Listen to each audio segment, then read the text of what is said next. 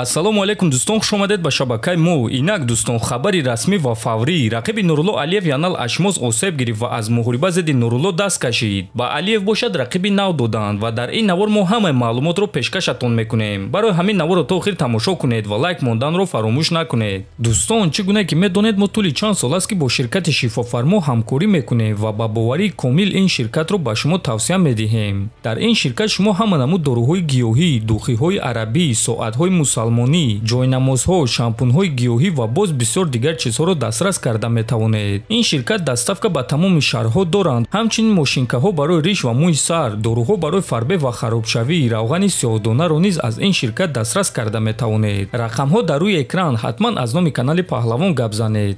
Инак дӯстон, чанд дақиқа пеш дастаи Нурулло Алиев расман хабар доданд ки янал ашмоз бо сабабҳои бад шудани саломатӣ аз муҳориба даст кашид ва акнун ба ҷои ӯ ба Нурулло рақиби нав доданд. Акнун Нурулло Алиев рӯзи 12 январ бо варзигари амрикои Ҷо Солеки вомехӯрад. Ҳамчунин ин хабарро худи Нурулло Алиев тасдиқ кард ва дар Твиттер чунин суханҳо навишт: рақиби дигар, ҳадаф ҳоло ҳам ҳамон, навиштааст Алиев. Ва дӯстон, ҳозир ба шумо каме маълумот оиди рақиби нави Нурулло Алиев Ҷо Солеки медиҳем.